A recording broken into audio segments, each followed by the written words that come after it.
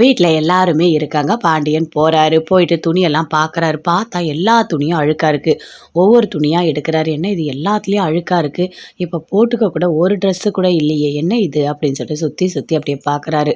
பார்த்த உடனே அப்படியே கோவமா வருது. அங்கருந்து போறாரு. "என்ன எந்த துணியும் துவைக்கவே இல்லையா? எல்லா துணியும் அழுக்கா இருக்கு. இப்ப நான் எப்படி கடைக்கு போட்டுட்டு போறது?" அப்படின்னு பாண்டியன் கோவமா பேசுறாரு.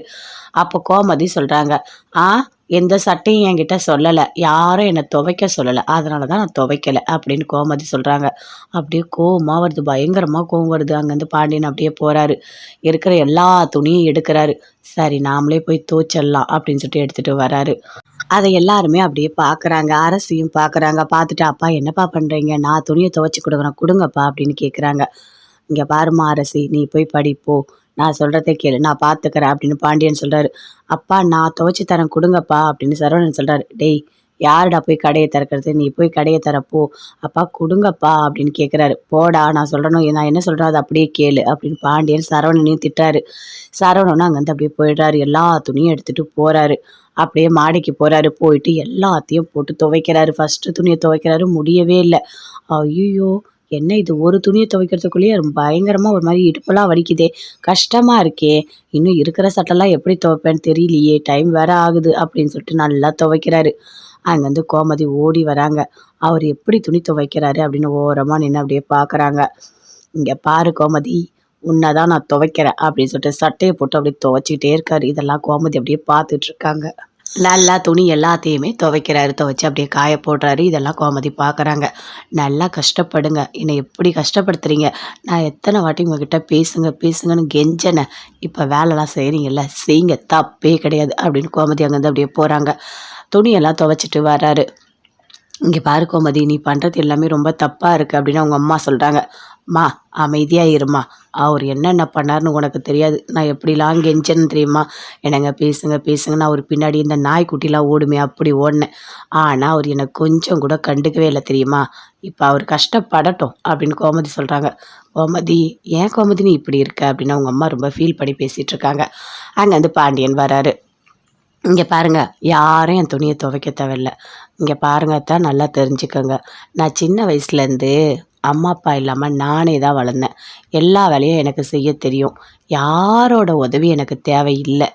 சரி அத்த, டைம் ஆகுது" அப்படின்னு அப்படி உள்ள போறாரு. போயிட்டு சுத்தி பார்க்குறாரு. ஐயோ!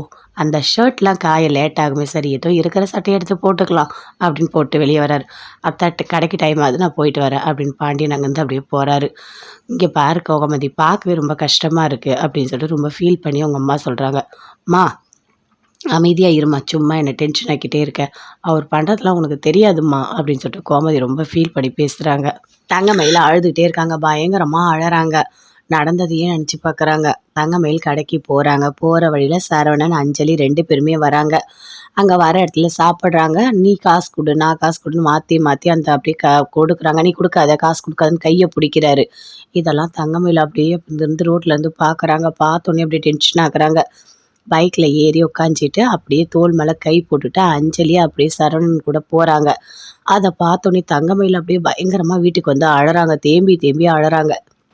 "ஐயோ! மாமா, நீங்க இன்னொரு பொண்ணோட பேசிட்டு இருக்கீங்களா?" அப்படின்னு சொல்லிட்டு அப்படி அழறாங்க. அதுக்குள்ள சுடர் வராங்க. "அக்கா நீ ஏன்க்கா இப்படி அழற? அக்கா என்னக்கா நடந்ததுன்னு?" கேட்குறாங்க. எதுவுமே சொல்லல. அப்பயும் தங்கமயில அழுதுகிட்டே இருக்காங்க. "இங்க பாருங்க மாமா, நான் மாசமா இருக்கேன்" அப்படின்னு சொல்லும்போது, அவன் வயித்துல வளர்றது என்னோட குழந்தையே இல்ல அப்படின்னு சரவணன் சொன்னத நினைச்சு இன்னும் அழுதுட்டு இருக்காங்க. அதுக்குள்ள அவங்க அம்மா வராங்க. வந்து கேட்குறாங்க. "ஏய் எதுக்குடி இப்படி அழுதுட்டு இருக்க?" அப்படின்னு சொல்லிட்டு. எதுவுமே சொல்லவே இல்ல. அப்பயும் அழுதுட்டே இருக்காங்க. "ஏய் என்னடி நடந்தது? எதுக்குடி இவ இப்படி அழறா?" அப்படின்னு கேட்குறாங்க பாக்கியா. "அம்மா உனக்கு ஒண்ணு தெரியுமா? நான் வந்து எத்தனையோ வாட்டி கேட்டேன் அக்காகிட்ட. ஆனா அக்கா அதெல்லாம் கண்டுக்கவே இல்ல. அக்காவுக்கு மனசுல ஏதோ கவலை இருக்கும் போல இருக்கு. அதனால தான் அக்கா சொல்லாம இப்படி அழுவுது" அப்படின்னு சொல்றாங்க. "ஆமா, சொல்லிட்டா மட்டும். இங்க பாருடி, சும்மா அழுதுட்டே இருக்காத. வயித்துல வேற குழந்தை இருக்கு. அழறது அவ்வளவா நல்லதில்ல. சரியா?" அப்படின்னு பாக்கியா சொல்றாங்க. அப்பயும் தங்கமயில அழுதுட்டே இருக்காங்க. சரவணன் எப்பவும் போல ஃபோன் பண்ணி பேசுறாரு. அஞ்சலி கிட்ட சந்தோஷமா பேசிட்டு இருக்காரு. "இங்க பாரு அஞ்சலி, இன்னைக்கு நம்ம சாப்பிட்டோம்ல, சூப்பரா இருந்ததுல்ல சாப்பாடு" அப்படின்னு சொல்லிட்டு. "ஆமா சரவணா, நான் தான் காசு தரேன்னு சொன்னேன். நீ தான் வேண்டான்னு சொல்லிட்டு நீ குடுக்குற" அப்படின்னு சொல்லிட்டு அஞ்சலியும் பேசிட்டு இருக்காங்க. அப்படியே சந்தோஷமா ரொம்ப நேரமா பேசிட்டு இருக்காங்க. அப்ப வீட்ல தூங்கிட்டு இருக்கும்போது தங்கமயில் நெனச்சு பார்க்குறாங்க. அப்போது எப்போவுமே ஃபோன் வந்து யார்கிட்டயோ பேசிகிட்டே இருக்காரு நைட்டெல்லாம். அது எல்லாமே உண்மைதான். அப்போது கூட பைக்கில் ஒரு பொண்ணை கூட்டிகிட்டு போனார். அவருக்கிட்ட அந்த பொண்ணுக்கிட்ட தான் இவர் பேசிகிட்ருக்காரா அப்படின்னு சொல்லிட்டு பயங்கரமாக அழறாங்க தங்கமயில். அப்போ நடந்த எல்லாத்துக்குமே காரணமே அந்த பொண்ணு தானா? அந்த பொண்ணால தான் அவர் என்னை ஏற்றுக்காம இவ்வளோ மோசமாக நடத்துகிறாரா? வயித்துல வளர்ற குழந்தையே என் குழந்தை இல்லைன்னு சொல்கிற அளவுக்கு இருக்காரா அவரு? அப்படின்னு சொல்லிட்டு தங்கமயில் பயங்கரமாக அழறாங்க. இதை கண்டிப்பாக நம்ம மீனா கிட்ட சொல்லணும் அப்படின்னு யோசிக்கிறாங்க. மீனா கிட்ட சொல்லலாமா வேண்டாமா? மாமாவே வேண்டான்னு முடிவு பண்ணிட்டோம். இனிமேல் நம்ம மீனா கிட்ட சொல்லி என்ன நியாயத்தை எதிர்பார்க்க போகிறோம்? வேண்டாம். சரவணன் மாமா யாருக்கிட்ட வேணால் பேசட்டும், எப்படி வேணால் போகட்டும், அவரை பற்றி நம்ம யோசிக்கவே வேண்டாம். நடக்கிறதெல்லாம் அமைதியாக வேடிக்கை பார்க்கலாம். அதை மட்டும்தான் என்னால் பண்ண முடியும் அப்படின்னு சொல்லிட்டு தங்கமயில் சரவணன் நினச்சி பயங்கரமாக அழுதுட்ருக்காங்க. ஆனால் சரவணன் அஞ்சலி கிட்ட சந்தோஷமாக பேசி பயங்கரமாக அப்படி என்ஜாய் பண்ணிகிட்டு இருக்காரு. செந்தில் ஆஃபீஸில் இருக்காரு. அப்போ மெசேஜ் வருது. மீனாவோட அப்பா அனுப்புகிறாரு. அப்படியே பார்க்குறாரு. மெசேஜ் வந்திருக்கு மாமா கிட்ட இருந்துன்னு அதை அப்படியே கேட்குறாரு. இங்கே பாருங்க மாப்பிள்ள, நான் ஒருத்தரை அனுப்பியிருக்கேன். அவர் என்ன வேலை சொல்கிறாரோ அதை கச்சிதமாக முடிச்சு கொடுத்துட்டு அவர் கொடுக்குற பணத்தை வாங்கிக்கிங்க அப்படின்னு சொல்கிறாரு. அதை அப்படியே பார்க்குறாரு. ஐயோ, என்ன மாமா இப்படி சொல்லியிருக்காரு? ஓகே மாமா அப்படின்னு சொல்லிட்டு மெசேஜ் போடுறாரு. அங்கேருந்து ஒருத்தவங்க வராங்க. இங்கே பாருங்கள், உங்கள் மாமனார் தான் என்னை அனுப்புனாரு அப்படின்னு சொல்கிறாரு. இதில் டாக்குமெண்ட் எல்லாமே இருக்குது. ஆனால் அவங்க கேட்குற டாக்குமெண்ட்டில் பாதி கூட என்கிட்ட இல்லை. இவ்வளோ தான் என்கிட்ட இருக்குது. எனக்கு அந்த கான்ட்ராக்ட் வேணும். அதனால் நீங்கள் என்ன அமௌண்ட்டு கேட்டாலும் நான் தரேன் அப்படின்னு சொல்கிறாரு. கூட இன்னொருத்தர் நின்றுட்டுருக்காரு. எதுவாக இருந்தாலும் நான் வந்து ஏஐ கிட்ட பேசிட்டு தான் முடிவெடுக்கணும் அப்படின்னு சொல்லிட்டு செந்தில் சொல்கிறாரு. ஏஐ இப்போது ஃப்ரீயாக தான் இருக்கார், பேசிடலாம் அப்படின்னு சொல்லிட்டு எல்லாருமே சேர்ந்து ரூமுக்கு போகிறாங்க. அந்த ஏஐ கிட்ட பேசுகிறாங்க. இங்கே பாருங்கள், நீங்கள் கொண்டு வந்ததில் பாதி டாக்குமெண்ட் கூட இல்லையே அப்படின்னு சொல்கிறாரு. ஆமாம், டாக்குமெண்ட் எதுவுமே என்கிட்ட இல்லை. ஆனால் நீங்கள் என்ன கமிஷன் கேட்குறீங்களோ அதை நான் கொடுத்துட்றேன். ஆனால் எனக்கு இந்த கான்ட்ராக்டை மட்டும் முடிச்சு கொடுத்துருங்க அப்படின்னு சொல்லிட்டு கேட்குறாங்க. எவ்வளோ கமிஷன் என்ன எல்லாமே செந்தில் பேசிப்பார் அப்படின்னு சொல்லிட்டு அந்த ஏஐ சொல்கிறாரு. அங்கேருந்து அப்படியே வெளியே வராரு. வந்த உடனே இன்னொருத்தர்கிட்ட சொல்கிறாரு. எனக்கு கமிஷன் வாங்கிறத பற்றி ஒன்றுமே தெரியாது. நான் அதில் ஏபிசிடி கூட படிக்கலை. நான் என்ன எவ்வளோ அமௌண்ட்டு எனக்கு எப்படி தெரியும்? அவர் என்ன வாங்க சொல்கிறாரு அப்படின்னு செந்தில் சொல்கிறாரு. இது என்ன பெரிய விஷயமா? நான் பார்த்துக்கிறேன், நீங்கள் கவலையே படாதீங்க. நான் பேசிக்கிறேன் என்ன கமிஷன், இதில் எனக்கு ரொம்ப அனுபவம் இருக்குது அப்படின்னு சொல்லிட்டு கூட இருக்கவர் சொல்கிறாரு. அதே மாதிரி அவரை கூட்டிகிட்டு போய் தனியாக ஏதோ பேசுகிறாரு. இது எல்லாமே செந்தில் பார்க்குறாரு. பார்த்துட்டு என்ன அமௌண்ட்டு பேசினார் ஒன்றுமே தெரியலையே நமக்கு அப்படின்னு சொல்லிட்டு செந்தில் அப்படியே பார்த்துட்டே இருக்காரு. ஆனால் இவ்வளோ பெரிய தப்பு பண்ணுறோம், இது எதுவுமே போய் தப்பாக முடிஞ்சிடக்கூடாது அப்படின்னு மட்டும் யோசிக்கிறார். வேறு எதுவுமே யோசிக்கலை. மீனாவோட அப்பா செந்திலுக்கு ஃபோன் பண்ணுறாரு. அட்டன் பண்ணி பேசுகிறாரு. மாமா, நீங்கள் சொன்ன மாதிரி நான் எல்லாமே பண்ணிட்டேன் அப்படின்னு சொல்கிறாரு செந்தில். சரி, கமிஷன் எவ்வளோ எல்லாமே பேசிக்கிட்டீங்களா அப்படின்னு கேட்குறாரு. இல்லை, எனக்கு இதை பற்றி எதுவும் தெரியல. இந்த கமிஷன் எல்லாமே என் கூட ஒருத்தர் இருக்கார், அவர் தான் பேசினார் அப்படின்னு செந்தில் சொல்கிறாரு. என்ன மாப்பிள்ளை இப்படி இருக்கீங்க? ஒன்றுமே தெரியாமல் இருக்கீங்க. அப்படிலாம் இருக்கக்கூடாது மாப்பிள்ளை. கமிஷன்றது ரொம்ப ரொம்ப முக்கியமானது. அதெல்லாம் நீங்கள் தெரிஞ்சுக்கங்க. அப்போ தான் அடுத்தடுத்து யாராவது வந்தால் கமிஷன் வாங்க முடியும். எதுவுமே தெரியாமல் இருந்தால் எப்படி மாப்பிள்ளை? ஏன் மாப்பிள்ளை நீங்கள் இப்படி இருக்கீங்க அப்படின்னு சொல்கிறாரு. இல்லை மாமா, நான் இதுக்கு முன்னாடி ஏதாவது வாங்கியிருக்கேன்னா? எனக்கு அதை பற்றி எதுவுமே தெரியாது. நான் போய் அவங்கக்கிட்ட எவ்வளோன்னு கேட்பேன் அப்படின்னு செந்தில் சொல்கிறாரு. கூட ஒருத்தர் இருக்கார், அவர் தான் போய் கேட்டார் அப்படின்னு சொல்கிறாரு. சரிங்க மாப்பிள்ளை, இந்த வாட்டி விட்டுருங்க. இனிமேல் எல்லாத்தையும் கேட்டு தெரிஞ்சு வச்சுக்கோங்க. அது ரொம்ப முக்கியம். அப்போ தான் நிறைய பணம் சம்பாதிக்க முடியும் அப்படின்னு சொல்கிறாரு. சரிங்க மாமா அப்படின்னு ஃபோனை வைக்கிறாரு. வச்சுட்டு யோசிக்கிறாரு. இந்த விஷயம் மட்டும் மீனாவுக்கு தெரிஞ்சது, அவள் என்ன என்ன பண்ணுவானே தெரியாது அப்படின்னு சொல்லிட்டு செந்தில் ஒரு மாதிரி டென்ஷனாகவே இருக்கார். தங்கமயில் யோசிக்கிறாங்க. சரி, நம்ம மீனா கிட்ட அட்லீஸ்ட் நடந்த உண்மையாவது சொல்லலாம் அப்படின்னு ஃபோன் பண்ணுறாங்க. அட்டன் பண்ணி பேசுகிறாங்க. சொல்லுங்கக்கா என்ன அப்படின்னு மீனா கேட்குறாங்க. மீனா, ஒரு முக்கியமான விஷயம் சொல்லணும். நான் உங்ககிட்ட சொல்லணும்னு தோணுச்சு, அதான் நான் ஃபோன் பண்ணேன் அப்படின்னு சொல்கிறாங்க. சொல்லுங்கக்கா என்ன பிரச்சனை அப்படின்னு கேட்குறாங்க. இல்லை, நான் வந்துட்டு ஒரு இடத்துக்கு போனேன். அப்போ மாமா யாரோ ஒரு பொண்ணு கூட பேசி சிரிச்சிட்டு இருந்தார். அது மட்டும் இல்லை, பைக்கில் அவங்க வந்து தோளில் கை போட்டுட்டு 2 பேருமே சேர்ந்து போனாங்க. அதை நான் பார்த்தேன் அப்படின்னு தங்கமயில் சொல்கிறாங்க. ஐயையோ, அக்காவும் பார்த்துட்டாங்களா? இந்த விஷயம் எனக்கு தெரியுமே அப்படின்னு சொல்லிட்டு மீனா நினைக்கிறாங்க. அதுவா, நான் என்னன்னு கேட்டு சொல்கிறேன் அப்படின்னு மீனா சொல்கிறாங்க. இல்லை மீனா, எனக்கு ரொம்ப கஷ்டமாக இருக்குது மீனா. அவர் எப்படி இப்படி மாறினார் எனக்கு எதுவுமே தெரியல. இன்னொரு பொண்ணு கூட இவ்வளோ ஜாலியாக அதுவும் தோளில் கை போட்டு போகிறாரு. ஆனால் இவர் இப்படிலாம் இருக்க மாட்டார் நான் நினச்சேன். ஆனால் இவர் நான் நினச்சதை விட ரொம்ப ரொம்ப ரொம்ப ரொம்ப மோசமாக இருக்கார் மீனா. எனக்கு ரொம்ப கஷ்டமாக இருக்குது. மீனா இங்கே பாருங்க உங்ககிட்ட நான் எதுக்காக சொல்கிறேன்னா இப்படி நடந்ததுன்றதுக்காக தான். நான் வந்து அவர் கூட வாழணும், அவர் தான் பெருசு அப்படிலாம் நான் நினைக்கவே இல்லை. ஆனால் அவரோட மைண்டு இப்படிலாம் மாறி இருக்குன்னு நான் நினைக்கிறேன் அவ்வளோதான் அப்படின்னு சொல்லிட்டு தங்கமயில் ரொம்ப ஃபீல் பண்ணி பேசுகிறாங்க. சரிக்கா எதுவாக இருந்தாலும் பார்த்துக்கலாம், நீங்கள் வருத்தப்படாதீங்க சரியா அப்படின்னு சொல்லிட்டு ஃபோனை வைக்கிறாங்க. தங்கமயில் எப்பவும் போல் வேலைக்கு போகிறாங்க. போன உடனே அங்கே பாட்டி சொல்கிறாங்க, இங்கே பாருமா, நீ மாசமா இருக்க. உனக்கு என்னெல்லாம் பிடிக்குமோ அதெல்லாம் நீ செஞ்சு சாப்பிடு. இங்க ஒண்ணும் பிரச்சனை இல்ல அப்படின்னு சொல்றாங்க. சரிங்கம்மா. என்ன ரொம்ப நல்லா நீங்க பார்த்துக்கிறீங்க. ஒரு அம்மா மாதிரி என்ன நீங்க பார்த்துக்கிறீங்க அப்படின்னு தங்கமயில் சொல்றாங்க. நீ மட்டும் என்ன சூப்பரா என்ன பார்த்துக்கிற. ஒரு பொண்ணு மாதிரி என்ன நீ பார்த்துக்கிறம்மா அப்படின்னு சொல்லிட்டு அவங்களும் சொல்றாங்க. உங்களுக்கு பிடிச்ச நான் எல்லாமே நான் செஞ்சு வச்சிருக்கேன். அதுக்குள்ள அவங்க அங்கேருந்து வராங்க. என்ன தங்கமயில் எப்படி நல்லா பார்த்துருக்கல்ல? சூப்பரா எங்க மாமியார பார்த்துக்கிற. உன்ன மாதிரி ஒரு பொண்ணு கிடைக்க நான் குடுத்து வச்சிருக்கணும். என்ன சமையல் பண்ண? இதெல்லாம் பண்ணேன் அப்படின்னு சொல்றாங்க. சரி, சரி. Okay, okay. நீ நல்லா சாப்பிடு தங்கமயில். நல்லா புரிஞ்சுக்கோ. வயித்துல குழந்தைய வச்சுட்டு நல்லா சாப்பிடணும் இந்த நேரத்துல. சாப்பிடாமலாம் நீ இருந்துறாத அப்படின்னு சொல்றாங்க. இல்லக்கா நான் சாப்பிடுறேன். ஆனா சாப்பிட்டா வாமிட் வந்துட்டே இருக்கு. என்னால எது சாப்பிட்டாலும் எனக்கு நிக்கவே மாட்டுது அப்படின்னு சொல்றாங்க. அப்படிதான் இருக்கும். ஒரு 3 மாசத்துக்கு அப்படிதான் இருக்கும். சாப்பிட்டா எதுவுமே நிக்காது. ஆனா அதுக்கப்புறம் எல்லாமே சரியாயிடும். நீ கவலையே படாத அப்படின்னு சொல்றாங்க. சரிக்கா அப்படின்னு சொல்றாங்க. சரி நான் எல்லாமே பண்ணி வச்சுட்டேன். நான் வீட்டுக்கு கிளம்புறேன் அப்படின்னு சொல்றாங்க. சரி மயிலே பார்த்து போயிட்டு வா சரியா அப்படின்னு சொல்றாங்க. அங்கேருந்து மயில் போறாங்க. பார்த்தீங்களாம்மா மயில் எவ்வளோ தங்கமான பொண்ணா இருக்கு அப்படின்னு சொல்றாங்க. ஆமா, ஆமா. என்ன ரொம்ப நல்லா பார்த்துக்கிறா அவ. இது வேணுமா, அது வேணுமான்னு கேட்டு கேட்டு கேட்டு சமையல் பண்றா. சூப்பரா பார்த்துக்கிறா அப்படின்னு அவங்க மாமியார் சொல்றாங்க. மயில் ரொம்ப தங்கமான பொண்ணு. ஆனா இப்ப மாசமா இருக்கா. வீட்டுக்காரோட சேர்ந்து இல்ல. இது எல்லாமே மீனா சொன்னாங்க. எனக்கு ரொம்ப கஷ்டமா இருக்கு தெரியுமா? அப்படின்னு சொல்றாங்க. அங்க பாரும்மா, நாம கஷ்டப்பட்டு ஒண்ணுமே ஆகப்போறது கிடையாது. யார் யார் கூட எப்ப இருக்கணும், எப்ப பிரியணும் எல்லாமே அந்த கடவுள் தான் முடிவு பண்ணுவாரு அப்படின்னு அவங்க மாமியார் சொல்றாங்க. இருந்தாலும் மயிலுக்கு நல்ல மனசு இருக்கு. கடவுள் எதுக்காக இவ்வளோ சோதனை தராருன்னே தெரியல. அவங்க வீட்டுக்காரோட சேர்ந்து வாழ்ந்தா நல்லா தான் இருக்கும் அப்படின்னு சொல்றாங்க. நடக்கும்போது நடக்கும்மா அப்படின்னு அவங்க மாமியார் சொல்றாங்க. சரி நான் போய் சாப்பாடு எடுத்து வைக்கிறேன் அப்படின்னு போகிறாங்க. போயிட்டு சாப்பாடெல்லாம் கொண்டு வந்து கொடுக்குறாங்க. எல்லாமே அப்படி பேசிகிட்டு இருக்காங்க 2 பேருமே சேர்ந்து. மயில் வீட்டுக்கு போகிறாங்க. போன உடனே அப்படியே அமைதியாக இருக்காங்க. ஏய் என்னடி சாப்பிட்றி அப்படின்னு சொல்கிறாங்க. எனக்கு சாப்பாடெலாம் எதுவுமே வேணாம். எனக்கு பசிச்சா நானே வந்து சாப்பிட்டுக்கிறேன் அப்படின்னு மயில் அப்படி உள்ளே போகிறாங்க. என்ன இவ ஒரு மாதிரி பண்ணிகிட்டு இருக்கா, நம்ம எது கேட்டாலும் ஏதாவது ஒரு பதில் சொல்லிகிட்டே இருக்கா அப்படின்னு அவங்க வீட்ல எல்லாருமே இருக்காங்க. பாண்டியன் போறாரு. போயிட்டு துணியெல்லாம் பார்க்குறாரு. பார்த்தா எல்லா துணியும் அழுக்கா இருக்கு. ஒவ்வொரு துணியா எடுக்குறாரு. என்ன இது எல்லாத்துலயும் அழுக்கா இருக்கு. இப்ப போட்டுக்க கூட ஒரு ட்ரெஸ்ஸு கூட இல்லையே. என்ன இது? அப்படின்னு சொல்லிட்டு சுத்தி சுத்தி அப்படியே பார்க்குறாரு. பார்த்த உடனே அப்படியே கோவமா வருது. அங்கருந்து போறாரு.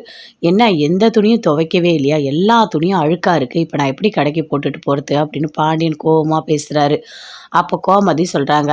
ஆ எந்த சட்டையும் என்கிட்ட சொல்லல. யாரும் என்ன துவைக்க சொல்லல. அதனால தான் நான் துவைக்கல அப்படின்னு கோமதி சொல்றாங்க. அப்படியே கோவமா வருது. பயங்கரமா கோவம் வருது. அங்கேருந்து பாண்டியன் அப்படியே போறாரு. இருக்கிற எல்லா துணியும் எடுக்கிறாரு.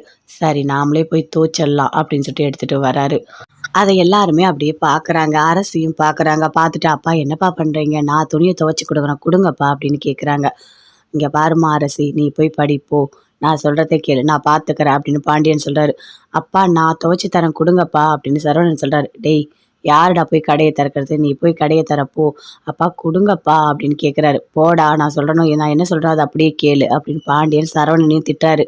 சரவணனும் அங்கேருந்து அப்படியே போயிடுறாரு. எல்லா துணியும் எடுத்துகிட்டு போகிறாரு. அப்படியே மாடிக்கு போகிறாரு. போயிட்டு எல்லாத்தையும் போட்டு துவைக்கிறாரு. ஃபஸ்ட்டு துணியை துவைக்கிறாரு. முடியவே இல்லை. ஐயோ என்ன இது ஒரு துணியை துவைக்கிறதுக்குள்ளேயே பயங்கரமாக ஒரு மாதிரி இடுப்பெல்லாம் வலிக்குதே, கஷ்டமாக இருக்கே, இன்னும் இருக்கிற சட்டெல்லாம் எப்படி துவைப்பேன்னு தெரியலையே, டைம் வேற ஆகுது அப்படின்னு சொல்லிட்டு நல்லா துவைக்கிறாரு. அங்கேருந்து கோமதி ஓடி வராங்க. அவர் எப்படி துணி துவைக்கிறாரு அப்படின்னு ஓரமாக நின்று அப்படியே பார்க்குறாங்க. இங்கே பாரு கோமதி, உன்னை தான் நான் துவைக்கிறேன் அப்படின்னு சொல்லிட்டு சட்டையை போட்டு அப்படியே துவைச்சிக்கிட்டே இருக்காரு. இதெல்லாம் கோமதி அப்படியே பார்த்துட்டு இருக்காங்க. நல்லா துணி எல்லாத்தையுமே துவைக்கிறாரு. துவைச்சு அப்படியே காய போடுறாரு. இதெல்லாம் கோமதி பார்க்குறாங்க. நல்லா கஷ்டப்படுங்க. என்னை எப்படி கஷ்டப்படுத்துறீங்க? நான் எத்தனை வாட்டி உங்ககிட்ட பேசுங்க பேசுங்கன்னு கெஞ்சனேன். இப்போ வேலைலாம் செய்கிறீங்கல்ல, செய்யுங்க தப்பே கிடையாது அப்படின்னு கோமதி அங்கேருந்து அப்படியே போகிறாங்க. துணியெல்லாம் துவைச்சிட்டு வர்றாரு. இங்கே பாரு கோமதி, நீ பண்ணுறது எல்லாமே ரொம்ப தப்பாக இருக்குது அப்படின்னு அவங்க அம்மா சொல்கிறாங்க. அம்மா அமைதியாக இருமா, அவர் என்னென்ன பண்ணாருன்னு உனக்கு தெரியாது. நான் எப்படிலாம் கெஞ்சேன்னு தெரியுமா? என்னங்க பேசுங்க பேசுங்க, நான் அவர் பின்னாடி இந்த நாய்க்குட்டிலாம் ஓடுமே அப்படி ஓடினேன். ஆனால் அவர் என்னை கொஞ்சம் கூட கண்டுக்கவே இல்லை தெரியுமா? இப்போ அவர் கஷ்டப்படட்டும் அப்படின்னு கோமதி சொல்கிறாங்க. கோமதி, ஏன் கோமதி நீ இப்படி இருக்க அப்படின்னு அவங்க அம்மா ரொம்ப ஃபீல் பண்ணி பேசிகிட்டு இருக்காங்க. அங்கேருந்து பாண்டியன் வராரு. இங்கே பாருங்க, யாரும் என் துணியை துவைக்க தேவையில்ல. இங்கே பாருங்க அத்தை, நல்லா தெரிஞ்சுக்கோங்க. நான் சின்ன வயசுலேருந்து அம்மா அப்பா இல்லாமல் நானே தான் வளர்ந்தேன். எல்லா வேலையும் எனக்கு செய்ய தெரியும். யாரோட உதவி எனக்கு தேவையில்லை. சரி அத்தை, டைம் ஆகுது அப்படின்னு இப்படி உள்ளே போகிறாரு. போயிட்டு சுற்றி பார்க்குறாரு. ஐயோ, அந்த ஷர்ட்லாம் காய லேட் ஆகுமே, சரி ஏதோ இருக்கிற சட்டையை எடுத்து போட்டுக்கலாம் அப்படின்னு போட்டு வெளியே வராரு. அத்தை, கடைக்கு டைம் ஆகுது, நான் போயிட்டு வரேன் அப்படின்னு பாண்டியன் அங்கேருந்து அப்படியே போகிறாரு. இங்கே பாரு கோமதி, பார்க்கவே ரொம்ப கஷ்டமாக இருக்குது அப்படின்னு சொல்லிட்டு ரொம்ப ஃபீல் பண்ணி அவங்க அம்மா சொல்கிறாங்க. அம்மா அமைதியாக இருமா, சும்மா என்னை டென்ஷன் ஆக்கிட்டே இருக்க, அவர் பண்ணுறதுலாம் உனக்கு தெரியாதும்மா அப்படின்னு சொல்லிட்டு கோமதி ரொம்ப ஃபீல் பண்ணி பேசுகிறாங்க. தங்கமயில் அழுதுகிட்டே இருக்காங்க, பயங்கரமாக அழறாங்க. நடந்ததையே நினச்சி பார்க்குறாங்க. தங்கமயில் கடைக்கு போகிறாங்க. போகிற வழியில் சரவணன், அஞ்சலி 2 பேருமே வராங்க. அங்கே வர இடத்துல சாப்பிட்றாங்க. நீ காசு கொடு, நான் காசு கொடுன்னு மாற்றி மாற்றி அந்த அப்படியே கொடுக்குறாங்க. நீ கொடுக்காத, காசு கொடுக்காதுன்னு கையை பிடிக்கிறாரு. இதெல்லாம் தங்கமயில் அப்படியே இருந்து ரோட்லேருந்து பார்க்குறாங்க. பார்த்தோன்னே அப்படியே டென்ஷன் ஆகுறாங்க. பைக்கில் ஏறி உட்காந்துட்டு அப்படியே தோள் மேலே கை போட்டுட்டு அஞ்சலி அப்படியே சரவணன் கூட போகிறாங்க. அதை பார்த்தோன்னே தங்கமயில் அப்படியே பயங்கரமாக வீட்டுக்கு வந்து அழறாங்க. தேம்பி தேம்பி அழறாங்க. ஐயோ மாமா, நீங்கள் இன்னொரு பொண்ணோட பேசிகிட்டு இருக்கீங்களா அப்படின்னு சொல்லிட்டு அப்படி அழறாங்க. அதுக்குள்ளே சுடர் வராங்க. அக்கா நீ ஏன்க்கா இப்படி அழற? அக்கா என்னக்கா நடந்ததுன்னு கேட்குறாங்க. எதுவுமே சொல்லலை. அப்பயும் தங்கமயில் அழுதுகிட்டே இருக்காங்க. இங்கே பாருங்க மாமா, நான் மாசமாக இருக்கேன் அப்படின்னு சொல்லும் போது அவன் வயிற்றில் வளர்த்து என்னோட குழந்தையே இல்லை அப்படின்னு சரவணன் சொன்னதை நினச்சி இன்னும் அழுதுட்ருக்காங்க. அதுக்குள்ளே அவங்க அம்மா வராங்க. வந்து கேட்குறாங்க, ஏய் எதுக்குடி இப்படி அழுதுட்ருக்க அப்படின்னு சொல்லிட்டு. எதுவுமே சொல்லவே இல்லை. அப்பயும் அழுதுகிட்டே இருக்காங்க. ஏய் என்னடி நடந்தது? எதுக்குடி இவ இப்படி அழறா அப்படின்னு கேட்குறாங்க பாக்கியா. அம்மா அவனுக்கு ஒன்று தெரியுமா? நான் வந்து எத்தனையோ வாட்டி கேட்டேன் அக்கா கிட்ட, ஆனால் அக்கா அதெல்லாம் கண்டுக்கவே இல்லை. அக்காவுக்கு மனசில் ஏதோ கவலை இருக்கும் போல இருக்குது, அதனால தான் அக்கா சொல்லாமல் இப்படி அழுகுது அப்படின்னு சொல்கிறாங்க. ஆமாம், சொல்லிட்டா மட்டும். இங்கே பாருடி, சும்மா அழுதுகிட்டே இருக்காத, வயிற்றில் வர குழந்த இருக்குது, அழறது அவ்வளோவா நல்லதில்லை சரியா அப்படின்னு பாக்கியா சொல்கிறாங்க. அப்பயும் தங்கமயில் அழுதுகிட்டே இருக்காங்க. சரவணன் எப்பவும் போல் ஃபோன் பண்ணி பேசுகிறாரு. அஞ்சலி கிட்ட சந்தோஷமாக பேசிகிட்டு இருக்காரு. இங்கே பாரு அஞ்சலி, இன்றைக்கி நம்ம சாப்பிட்டோம்ல, சூப்பராக இருந்ததில்ல சாப்பாடு அப்படின்னு சொல்லிட்டு. ஆமாம் சரவணா, நான் தான் காசு தரேன்னு சொன்னேன், நீ தான் வேண்டான்னு சொல்லிட்டு நீ கொடுக்குற அப்படின்னு சொல்லிட்டு அஞ்சலியும் பேசிகிட்டு இருக்காங்க. அப்படியே சந்தோஷமாக ரொம்ப நேரமாக பேசிகிட்டு இருக்காங்க. அப்போ வீட்டில் தூங்கிட்டு இருக்கும்போது தங்கமயில் நினச்சி பார்க்குறாங்க. அப்போது எப்போவுமே ஃபோன் வந்து யார்கிட்டயோ பேசிகிட்டே இருக்காரு நைட்டெல்லாம், அது எல்லாமே உண்மை தான். அப்போது கூட பைக்கில் ஒரு பொண்ணை கூட்டிகிட்டு போனார், அவருக்கிட்ட அந்த பொண்ணுக்கிட்ட தான் இவர் பேசிகிட்டு இருக்காரா அப்படின்னு சொல்லிட்டு பயங்கரமாக அழறாங்க தங்கமயில். அப்போ நடந்த எல்லாத்துக்குமே காரணமே அந்த பொண்ணு தானா? அந்த பொண்ணால் தான் அவர் என்னை ஏற்றுக்காமல் இவ்வளோ மோசமாக நடத்துகிறாரா? வயிற்றில் வளர்கிற குழந்தையே என் குழந்தை இல்லைன்னு சொல்கிற அளவுக்கு இருக்காரா அவர் அப்படின்னு சொல்லிட்டு தங்கமயில் பயங்கரமாக அழறாங்க. இதை கண்டிப்பாக நம்ம மீனா கிட்ட சொல்லணும் அப்படின்னு யோசிக்கிறாங்க. மீனா கிட்ட சொல்லலாமா வேண்டாமா? மாமாவே வேண்டான்னு முடிவு பண்ணிட்டோம். இனிமேல் நம்ம மீனா கிட்ட சொல்லி என்ன நியாயத்தை எதிர்பார்க்க போகிறோம்? வேண்டாம். சரவணன் மாமா யாருக்கிட்ட வேணால் பேசட்டும், எப்படி வேணால் போகட்டும், அவரை பற்றி நம்ம யோசிக்கவே வேண்டாம். நடக்கிறதெல்லாம் அமைதியாக வேடிக்கை பார்க்கலாம். அதை மட்டும்தான் என்னால் பண்ண முடியும் அப்படின்னு சொல்லிட்டு தங்கமயில் சரவணன் நினச்சி பயங்கரமாக அழுதுட்ருக்காங்க. ஆனால் சரவணன் அஞ்சலிக்கிட்ட சந்தோஷமாக பேசி பயங்கரமாக அப்படி என்ஜாய் பண்ணிகிட்ருக்காரு. செந்தில் ஆஃபீஸில் இருக்கார். அப்போ மெசேஜ் வருது. மீனாவோட அப்பா அனுப்புகிறாரு. அப்படியே பார்க்குறாரு. மெசேஜ் வந்திருக்கு மாமா கிட்ட இருந்துன்னு அதை அப்படியே கேட்குறாரு. இங்கே பாருங்க மாப்பிள்ள, நான் ஒருத்தரை அனுப்பியிருக்கேன். அவர் என்ன வேலை சொல்கிறாரோ அதை கச்சிதமாக முடிச்சு கொடுத்துட்டு அவர் கொடுக்குற பணத்தை வாங்கிக்கிங்க அப்படின்னு சொல்கிறாரு. அதை அப்படியே பார்க்குறாரு. ஐயோ, என்ன மாமா இப்படி சொல்லியிருக்காரு, ஓகே மாமா அப்படின்னு சொல்லிட்டு மெசேஜ் போடுறாரு. அங்கேருந்து ஒருத்தவங்க வராங்க. இங்கே பாருங்கள், அவங்க மாமனார் தான் என்னை அனுப்புனாரு அப்படின்னு சொல்கிறாரு. இதில் டாக்குமெண்ட் எல்லாமே இருக்குது. ஆனால் அவங்க கேட்குற டாக்குமெண்ட்டில் பாதி கூட என்கிட்ட இல்லை. இவ்வளோ தான் என்கிட்ட இருக்குது. எனக்கு அந்த கான்ட்ராக்ட் வேணும். அதனால் நீங்கள் என்ன அமௌண்ட்டு கேட்டாலும் நான் தரேன் அப்படின்னு சொல்கிறாரு. கூட இன்னொருத்தர் நின்றுட்டுருக்காரு. எதுவாக இருந்தாலும் நான் வந்து ஏஐ கிட்ட பேசிட்டு தான் முடிவெடுக்கணும் அப்படின்னு சொல்லிட்டு செந்தில் சொல்கிறாரு. ஏஐ இப்போது ஃப்ரீயாக தான் இருக்கார், பேசிடலாம் அப்படின்னு சொல்லிட்டு எல்லாருமே சேர்ந்து ரூமுக்கு போகிறாங்க. அந்த ஏஐ கிட்ட பேசுகிறாங்க. இங்கே பாருங்கள், நீங்கள் கொண்டு வந்ததில் பாதி டாக்குமெண்ட் கூட இல்லையே அப்படின்னு சொல்கிறாரு. ஆமாம், டாக்குமெண்ட் எதுவுமே என்கிட்ட இல்லை. ஆனால் நீங்கள் என்ன கமிஷன் கேட்குறீங்களோ அதை நான் கொடுத்துட்றேன். ஆனால் எனக்கு இந்த கான்ட்ராக்டை மட்டும் முடிச்சு கொடுத்துருங்க அப்படின்னு சொல்லிட்டு கேட்குறாங்க. எவ்வளோ கமிஷன் என்ன எல்லாமே செந்தில் பேசிப்பார் அப்படின்னு சொல்லிட்டு அந்த ஏஐ சொல்கிறாரு. அங்கேருந்து அப்படியே வெளியே வராரு. வந்த உடனே இன்னொருத்தர்கிட்ட சொல்கிறாரு, எனக்கு கமிஷன் வாங்குறத பற்றி ஒன்றுமே தெரியாது. நான் அதில் ஏபிசிடி கூட படிக்கலை. நான் என்ன எவ்வளோ அமௌண்ட்டு எனக்கு எப்படி தெரியும்? அவர் என்ன வாங்க சொல்கிறாரு அப்படின்னு செந்தில் சொல்கிறாரு. இது என்ன பெரிய விஷயமா? நான் பார்த்துக்கிறேன், நீங்கள் கவலையே படாதீங்க. நான் பேசிக்கிறேன் என்ன கமிஷன், இதில் எனக்கு ரொம்ப அனுபவம் இருக்குது அப்படின்னு சொல்லிட்டு கூட இருக்கவர் சொல்கிறாரு. அதே மாதிரி அவரை கூட்டிகிட்டு போய் தனியாக ஏதோ பேசுகிறாரு. இது எல்லாமே செந்தில் பார்க்குறாரு. பார்த்துட்டு என்ன அமௌண்ட்டு பேசினார் ஒன்றுமே தெரியலையே நமக்கு அப்படின்னு சொல்லிட்டு செந்தில் அப்படியே பார்த்துட்டே இருக்காரு.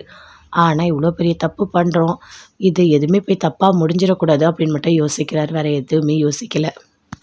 மீனாவோட அப்பா செந்திலுக்கு ஃபோன் பண்ணுறாரு. அட்டன் பண்ணி பேசுகிறாரு. மாமா, நீங்கள் சொன்ன மாதிரி நான் எல்லாமே பண்ணிட்டேன் அப்படின்னு சொல்கிறாரு செந்தில். சரி, கமிஷன் எவ்வளோ எல்லாமே பேசிக்கிட்டீங்களா அப்படின்னு கேட்குறாரு. இல்லை, எனக்கு இதை பற்றி எதுவும் தெரியல. இந்த கமிஷன் எல்லாமே என் கூட ஒருத்தர் இருக்கார், அவர் தான் பேசினார் அப்படின்னு செந்தில் சொல்கிறாரு. என்ன மாப்பிள்ளை இப்படி இருக்கீங்க, ஒன்றுமே தெரியாமல் இருக்கீங்க? அப்படிலாம் இருக்கக்கூடாது மாப்பிள்ளை. கமிஷன்றது ரொம்ப ரொம்ப முக்கியமானது. அதெல்லாம் நீங்கள் தெரிஞ்சுக்கங்க. அப்போ தான் அடுத்தடுத்து யாராவது வந்தால் கமிஷன் வாங்க முடியும். எதுவுமே தெரியாமல் இருந்தால் எப்படி மாப்பிள்ளை? ஏன் மாப்பிள்ளை நீங்கள் இப்படி இருக்கீங்க அப்படின்னு சொல்கிறாரு.